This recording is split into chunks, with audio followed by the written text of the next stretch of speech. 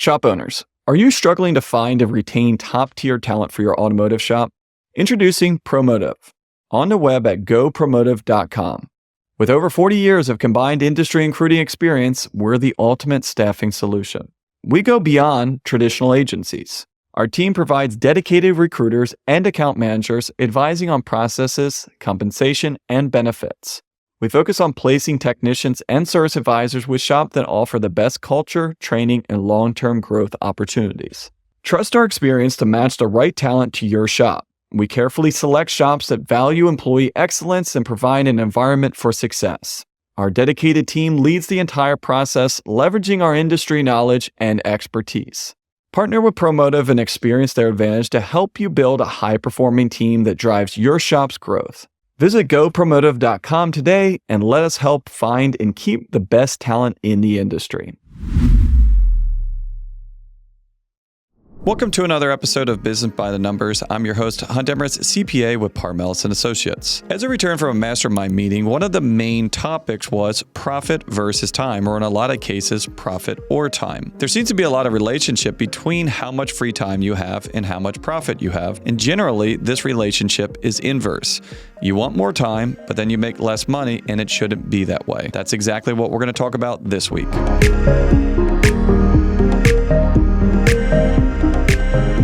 Before we get into that, I just want to stop and say thank you to you and the rest of the dedicated listeners. Remember, if you want your question answered on here live or just have a question for me, shoot me an email at podcast@parmelis.com. Want to talk to me about accounting and tax services for your repair shop? Shoot me a text at 301-307-5413. What is the deal with the name of this episode, right? Profit and / or time. And there's kind of two separate things, but both of those are kind of sort of related, right? Profit versus time assumes that there's a relationship, and then profit or time also assumes that there's a relationship, but generally an either or decision. Profit or time is kind of the biggest misnomer out there, right? And for a lot of situations, it is true. Hey, you want to make some money at your job? You need to show up. You need to give them some time. And for an employee, it's 100% right. There is a direct relationship between a flat rate technician and time. You want more profit? You got to do more time or flag more hours. A lot of you guys started in a shop, right? A lot of you guys maybe were on the counter at some point, but virtually all of you guys were an employee at some point. And I feel like that there is a huge logic here that is kind of carried over from your days as an employee that a lot of owners are using right now. Hey, if I want to make more money, I probably have to sacrifice my time or something along those lines. Now, the other idea is something that should be thought of, but often isn't. Not necessarily profit or time, but the relationship between these two, right? When I'm talking about this before, generally time in that case and profit or time would be free time, right? If you like profit, you're probably going to have to sacrifice free time, but that sacrifice will make you profit, right? Up, down, you get it. That is your work-life balance, etc. The other idea is a little bit more of an abstract idea, but we're measuring inputs and outputs, right? Or really outputs in a timeline, but just follow me here. Profit is great, but how long did it make me to make that profit? We made X, Y, and Z, but was that a year, a month, a day? Did I have to be there for 5 hours, 10 hours, 0 hours? Again, putting profit into some sort of constraints. We've done this in the past with sales, right? Well, profit's great, but how much did you do in sales? Well, profit's great, but how many employees did you have? Well, profit's great, but how big is your facilities? But what we're going to talk about this week is, hey, we don't necessarily need to trade our free time for profit. And also the same vein, profit should be looked at as a metric of time, whether it's elapsed time or your own personal input of time as well. Let's start off on a little bit of easier idea of we need to start looking at a profit as a span of time. How long did it take us to make this profit? To kind of visualize this a little bit more, let's go into a full example, right? Starting with comparing it to sales. So the whole idea here of where we compare this to sales and then ultimately, like I said, compare it to calendar years and times and then your time as well, but it all starts with the same idea. I made $500,000. Is that good or bad, right? And these are questions that I get. Hey, Hunt, got a shop that does $500,000, right? Is that good or bad, right? And this is kind of how you would judge this in kind of three distinct things, right? We need to measure based on the size of the shop. We need to measure based on the length of time that took. And then most importantly, probably, well, how much work was this for the owners to create that $500,000? So if someone comes to me and says, hey, I made $500,000, my first question would be probably how much in sales did that take, right? Because if you say, well, yeah, I made $500,000 off $1 million in sales, 50% of your sales went in your pocket. I don't really care what industry you're in. I don't really need to ask any follow-up questions. Yeah, that's pretty darn good. Now, if you come back to me and say, hey, Hunt, this is Apple, right? Or some major corporation, and that was on $1 billion in sales, then arguably you made zero profit, right? If we're really measuring this stuff down. This is why we always shoot for 20% net income, not necessarily a flat dollar amount. Sales go up, so should profit. But a lot of times you guys find out sales go down, so does profit. That interrelationship on a positive and negative way is something that you guys are probably explicitly clear about, but also probably need to be reminded, right? So if you're looking at this of saying, hey, sales should go up and profit should go up as well, then that is a really reminder to you of, if you're looking at this, compare back to 5 years ago, right? Hey, if 5 years ago you're making $1 million in sales and $200,000 in profit, then I would expect this year, if you're making $2 million in sales, that you're making $400,000 in profit. That percentage should be going up along with sales. What a lot of people find out is you're chasing sales, not profit, right? Some of you might have been in this in the past and might be in this right now, that you look back and say, hey, at this point, I stopped making profit. Yet I've had sales increases since then. To now see if this sounds familiar for any of you guys. Almost all of you guys have sales that have been increasing since 2020 till today. Last 5 years have been very good, especially if I take out this last year. But I will argue you guys to look at your financials and say, hey, of this growth period, of looking back at 2019, 2020 to today, am I really making as much profit I was expected if my margins were to stay the same? And again, what I mean by that is if you quadruple your sales, have you quadrupled your profit? If you have doubled your sales, have you doubled your profit? If the answer is no on this, then there could be some timing stuff, right? Hey, I had to hire a position, hire a general manager. But again, a lot of times people kind of lose sight of this stuff, especially when you're making money. So a reminder to look at that. But again, even that, right? Well, hey, I did $1 billion in sales. I did $1 million in sales. Well, that's really cool. But if you would have said, hey, that $500,000 is what I've made over the last decade, again, this is very different than saying I made $500,000 yesterday. What we're going to kind of come back to and talk about a little bit is this metric of time. How long did it take us to make this money? One metric that you guys already look at this right now is gross profit dollars per hour. Gross profit percentage can be applied to everything, but you don't pay your money with gross profit percentage, you pay it with gross profit dollars. But again, gross profit dollars just assumes we make it a certain amount, not necessarily how quickly we make it. So a lot of you guys on the front end are looking at gross profit dollars per hour because that's telling you three different things. It's telling you at what rate you're making gross profit, how much of it you're making, and how quickly you're making that. If you have someone that is making 50% gross profit and another shop that's making 50% gross profit as well, which shop is better? The shop that is selling it faster, quicker, and getting more of this work through the door. So if you have two shops, both at 50% gross profit, but one of them is twice as good at productivity or just production on a calendar year, their gross profit per hour, gross profit dollars per hour is going to be double what this other one is. We need to be smart on making our profit as it relates to our sales. And we also need to be considerate of making profit as it relates to overall time, which kind of leads us to the third piece of this, which is the most important thing. I will argue that the number one and number two don't matter as long as number three makes sense. And number three is, how much time did it take you? Right? And if you're married, how much time did it take you and your spouse to make this money? So before we get into this super in depth, you say, well, Hunt, why do the other two not matter if this one is correct? Let's take a look at a money market account, right? Or any sort of savings account. It's going to make you $4,000 if you have $100,000 in there. It's going to make you 4%, but you don't really care if it's 3 or 4%. And you don't really care if it takes you a year or 18 months. And I'm going to argue why. Why do you not really care how much or what your savings account is doing? Because you have to do zero work. It's free money. What is your labor input on a savings account? Zero. What is your return on a savings account? Right, like I said, 3 to 4%. If you look at this in the same light of your business, you probably could get the same thing. Well, hey, I don't really need to make money that quickly as long as it's consistent. And I don't even really care if I'm not getting 20%. 10% is just fine if I have nothing to do with my business. And what you're seeing here now is really kind of something that is eye-opening for a lot of businesses.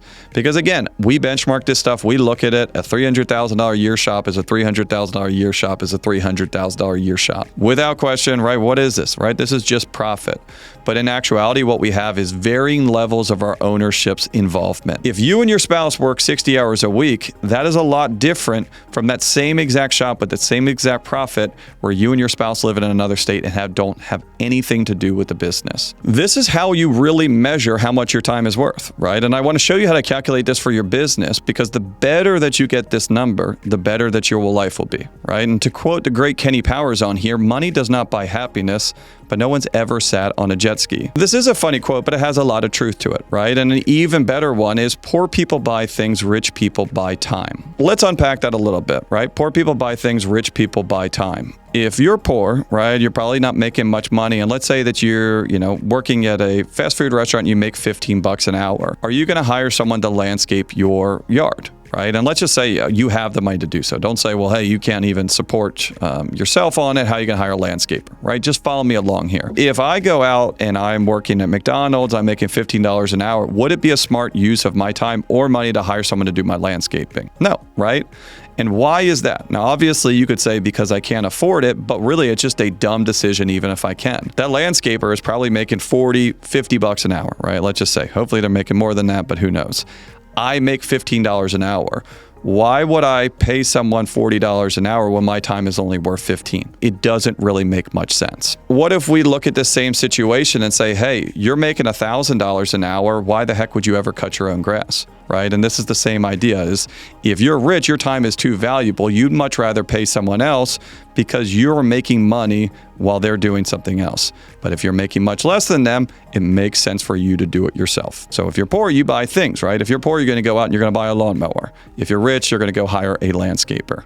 And this can translate to your business as well. On how it actually translates to your business, we need to find out a very important thing is, what is your hourly rate? If you work for someone else, it's very easy to figure out. Look at your pay stub, look at your W-2, look at your employment agreement, you know what it is.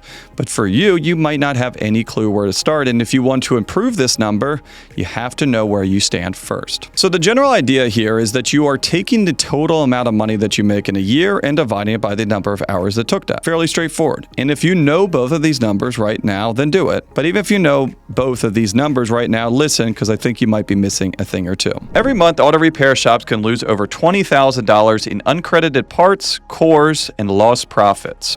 WickedFile's AI-powered software is a game changer. It helped one shop owner recover over $10,000 in missed credits, and others have recovered tens of thousands more. WickedFile puts cash back into your business and hours back into your day. Stop leaving money on the table. Visit wickedfile.com to learn more and get started today.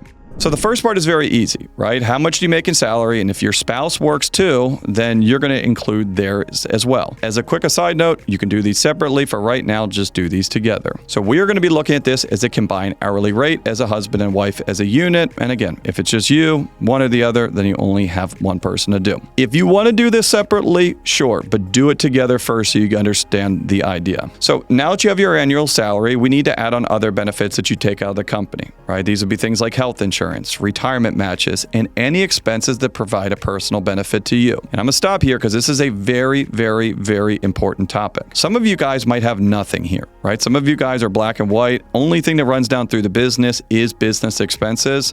A lot of you are on the opposite end of the spectrum. Half of your travel is not really for the business. Half the office supplies is not really for the business. Add the stuff in there. If it's not a true business expense, add it to this number so you get your true value. Some of you guys are making more profit than you think. The business is just shouldering a lot of your personal responsibility. And we want to make sure that it's factored in this equation. The next thing we need to add in there is bottom line net income, right? Take a look at the bottom line. Now it gets a little bit tricky here and there's some more levels to this, but essentially you're just taking your bottom line net income, adding back personal expenses, adding back anything that doesn't belong in the business, and don't include depreciation. Arguably don't use interest here, but make sure depreciation is not on there. What we have now is the entire amount of money that you either took from your business or you could. And it's pretty simple. We just need to figure out how long it took you to earn this. If you keep a time clock, this is fairly simple. Go out there, look what your time clock is, look what your time clock is for your spouse on this, and start calculating.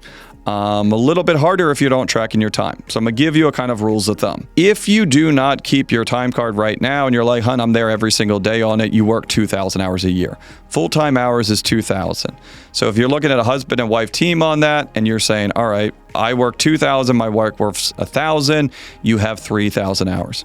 You make 300 grand divided by 3,000 hours, there's your hourly rate. You say, hun, I'm there 75% of the time, 1,500 hours. I'm there half the time, 1,000 hours.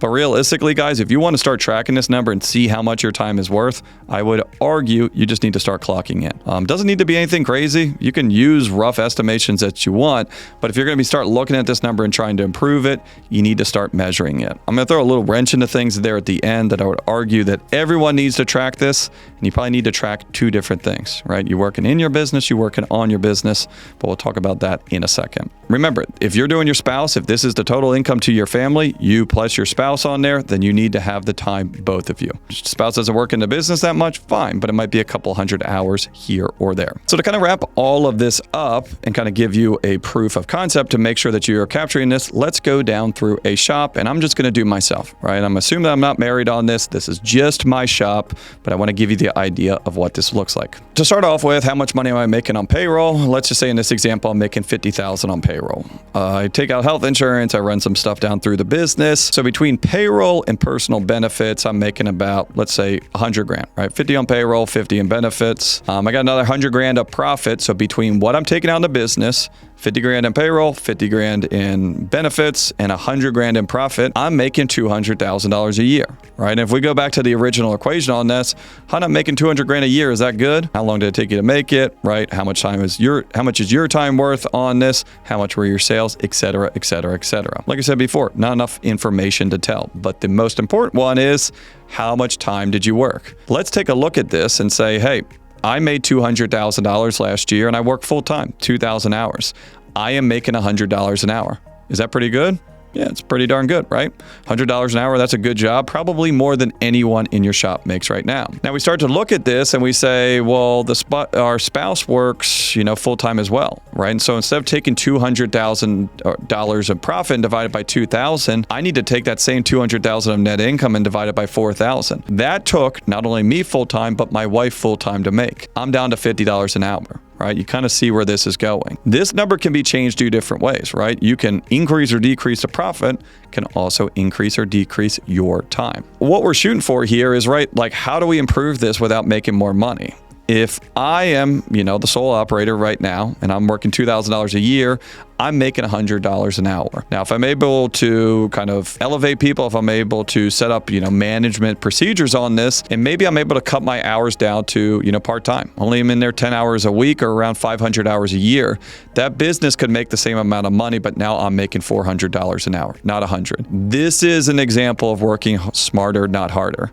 Hey, you want to work harder? Great, go work more hours. You will make more money. It is a very basic concept. You want to work smarter? It gets a little bit trickier. You got to make sure that this business can run without you and leverage other people so that you can improve your hourly rate. Improving your hourly rate doesn't always mean improving profit, but it generally always means improving your time management. When you go down through this might be shocking to a lot of you guys. A lot of you guys could be making far less than $200,000 a year and unfortunately working far more than 2,000 hours. And I'm sure that there's some people listening right now that might realize that you're making less than your employees, and I hope not all of them. But again, no matter which way you're looking at this, whether it's a good spot, it can always get better, or if it's an abysmal spot and we're hoping for it to get better, how do we do this? I will be honest with you, first and foremost on this, don't get too confused, right? If you want to improve this, make more money. More profit improves this number no matter what. And I will argue that you need to figure out which one is your problem. Depending on what you're looking at here, one of those two things is probably your problem. Now, the reason I say, and this is the first one on here, is if you want to improve your time, you got to fix your profit first. Why?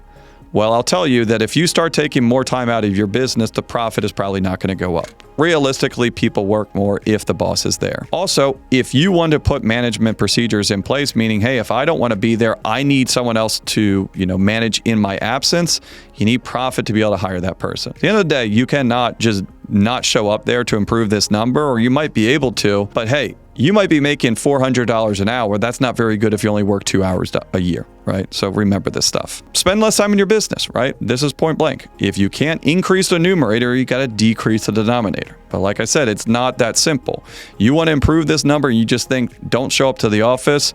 You could decrease your time, but also decrease your profit. Focus time on doing things that are most profitable, right? Most profitable uses of your time, right? Are you a shuttle driver? Is there a better use of your time hiring a shuttle driver or using that time to manage your business, right? Are you checking out customers? Do you think it'd be better use of your time visiting local businesses or checking out customers? I do this for my business as well, and my business coach has a little bit different idea on this that some of you might have heard, is that all owners' hours are not created equal, and this is a little bit too simple of a calculation. Instead of taking, well, how many hours did it take total of you operating your business, but those hours should be split up into two distinct categories: working on your business or working in your business. Low value things that can be done by someone else, like checking out customers, being the shuttle driver, that's working in the business. And what we see is less profitable shop owners are doing a ton of in time, administrative stuff, bookkeeping, calling customers, right? Where the successful ones have been able to get themselves out of day-to-day operation and are no longer working in the business, but working on your business. And where the ideas of my business coach kind of couples along with this is this profit time index, like we're talking about, was one of his ideas on how you reward yourself for working harder or working smarter, not harder. And instead of saying, well, hey, you need to take the total amount of money that you make in a year and divide it by the time that you're working in total at the business, but divide that by the time you're working in the business. Hey, if you're out there and you're actually putting in the hours, turning wrenches, checking that out, right, that should be lower in your hourly rate. But what you should be doing is, instead of saying, hey, I don't want to work at all, working on your business, because that shouldn't count against it. Going out there and doing high-level training with some of your managers to make sure process and procedures are being followed, and you can be an absentee owner, that's not working in your business, that's working on your business, right? And not only is that going to free up more time in the future, it also should help the overall profitability as well. At the end of the day, time is the most valuable resource that we have, and it needs to be cherished. I'm a sucker for quotes and inspirational stories, as you can probably tell, but sometimes they are just spot on, and I'm going to leave you with this one. It's not really a quote, I've said this one before, but anytime I talk about this topic, I need to kind of come up with this idea or this scenario. So if I offered you $10 million right now, no strings attached, would you take it? Right? Don't overthink this. It's not a trick question. Of course you would. Right? Now, let's say I offered you that same $10 million again, and you're going to die tonight. Would you still take that deal? Right? No. Why? Because money is meaningless if you have no time to spend this. You've just said that your ability to wake up tomorrow is worth more than $10 million. I don't know what that hourly rate is, but I know it is pretty darn high. We all need to be grateful for the time that we have and to be paid for this precious resource, because we can't buy more of it. Once it's done, it's done. As always, please share with friends. If you have any questions, comments, or ideas for future episodes, shoot me an email at podcast@parmelas.com. Just want to say thanks again for listening on the Aftermarket Radio Network. You can find all shows on the aftermarketradionetwork.com and on your favorite podcast listening apps. So thanks again for joining me on Business by the Numbers. Stay safe out there, and I'll talk to you all next week.